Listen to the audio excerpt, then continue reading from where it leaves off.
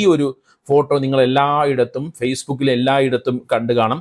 ഇത് കറാച്ചി തുറമുഖം ഇന്ത്യ ഭസ്മമാക്കി എന്നുള്ള രീതിയിൽ വ്യാപകമായി പ്രചരിപ്പിക്കപ്പെടുന്ന ഒരു ഫോട്ടോയാണ്. പക്ഷേ യഥാർത്ഥത്തിൽ ഇത് കറാച്ചി തുറമുഖവുമായി ബന്ധമില്ലാത്ത ഒരു ഫോട്ടോയാണ്. എനിക്ക് തോന്നുന്നു ഇന്തോനേഷ്യയിലോ മറ്റോ നടന്ന ഒരു സ്ഫോടനത്തിന്റെ ബാക്കി പത്രമായിട്ടുള്ള ഒരു ചിത്രത്തെയാണ് കറാച്ചി ഇന്ത്യ ഭസ്മമാക്കി എന്നുള്ള രീതിയിൽ പ്രചരിപ്പിക്കപ്പെടുന്നത്.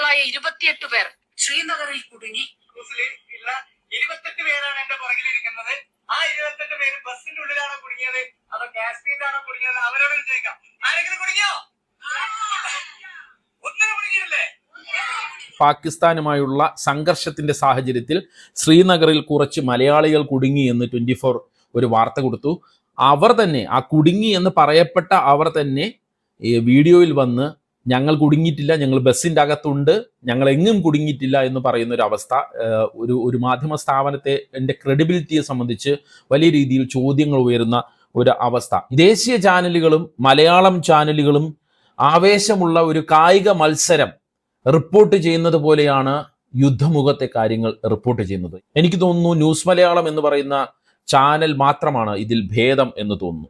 ബാക്കി റിപ്പോർട്ടർ ചാനലും ഒക്കെ യുദ്ധമുഖത്തെ കാര്യങ്ങൾ വിശദീകരിക്കുന്നത് കേട്ടാൽ ഏതോ ഒരു കളിയുടെ കമൻട്രി ആണ് എന്ന് നമുക്ക് തോന്നിപ്പോകും. ആ രീതിയിലാണ് കാര്യങ്ങൾ പോകുന്നത്. അതിനിടയിൽ ഫ്ലോറിൽ വിളിച്ചു വരുത്തിയ ഗസ്റ്റിനോട് ഭാരത് മാതാ കി ജയ് എന്ന് വിളിക്കാൻ ആക്രോശിക്കുന്ന റിപ്പബ്ലിക് ടിവിയിലെ അർണബ് ഗോസ്വാമിയെയും നമ്മൾ കണ്ടു. അത് വ്യാപകമായി സോഷ്യൽ മീഡിയയിൽ ആ ദൃശ്യം പ്രചരിക്കപ്പെടുന്നുണ്ട്.